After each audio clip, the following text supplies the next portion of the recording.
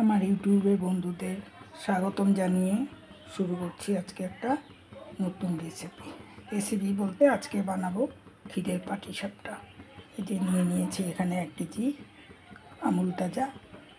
এখন আমি দুধটাকে ভালোভাবে জাল করে ক্ষীর বানিয়ে নেব। কড়াই বসিয়ে দিয়েছি, এখন দুধটা আমি দিয়ে দিচ্ছি কড়াইতে।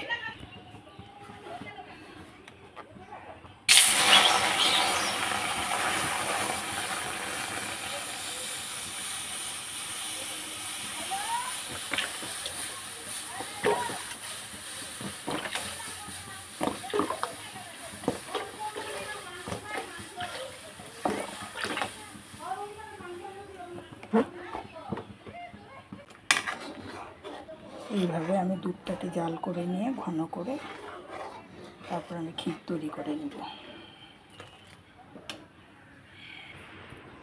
অনেকটা জাল করে নিয়েছি আমি, আরও এখানে আধা কেজি দুধ দিয়ে দিয়েছি।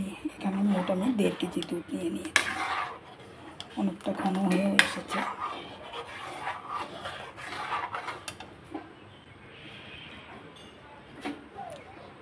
এই কৌটা দিয়ে দিলাম পরিমাণ মতো চিনি।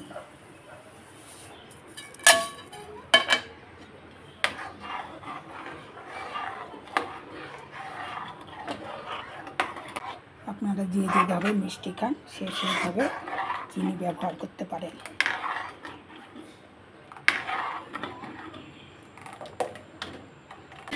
নিয়েছি 50 গ্রামের মতো গুঁড়া দুধ দিয়ে গলিয়ে দিলাম।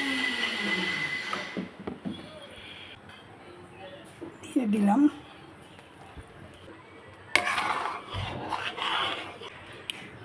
এইভাবে অনবরত নাড়তে হবে যাতে তলে লেগে না যায়।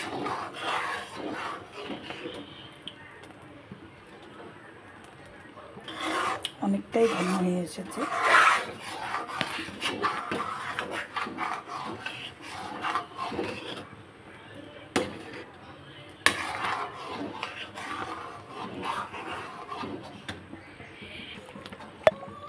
যে প্রায় হয়ে গেছে আমার ক্ষীর, আর 5 মিনিটের মতো আমি জাল করে দেব।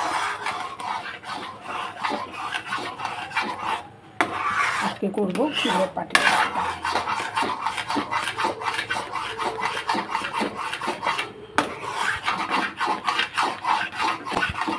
তলে একটুকু লাগেনি।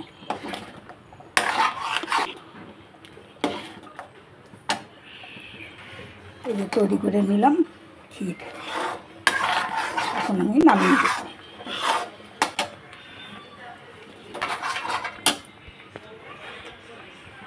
এই যে ক্ষীরটা আমি নামিয়ে নিলাম, এখন আমি ব্যাটারটা রেডি করে নেব। ব্যাটারও গুলে নিয়েছি, এখানে চাউলের গুঁড়া আর ময়দা দিয়ে আর চিনি দিয়ে আমি ব্যাটারটা করে নিলাম। আর এখানে আমি ক্ষীরও করে নিয়েছি। এই আমি বেগুন গোটা দিয়ে সাদা তেল দিয়ে একটু তাওয়াটাতে আমি দিয়ে দিলাম যাতে লেগে না যায়। এখন এই যে 1 হাতা দিয়ে দিলাম আমি ব্যাটার। এভাবে আমি ঘুরিয়ে পাটিসাপটার শেপটা করে নিচ্ছি।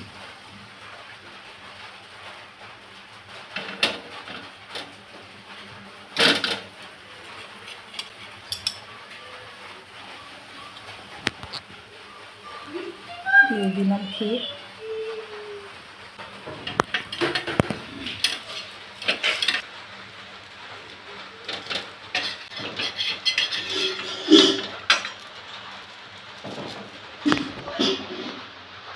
এইভাবে আমি দুটো করে নিলাম, বাকি একই প্রসেসে আমি সবগুলো তৈরি করে নেব।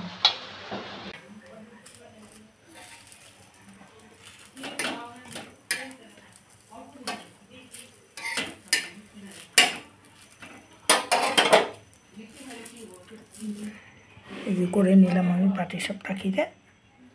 যদি ভিডিওটা ভালো লাগে বা রেসিপিটা ভালো লাগে লাইক শেয়ার কমেন্ট করে জানিও। কমেন্ট করে জানিও।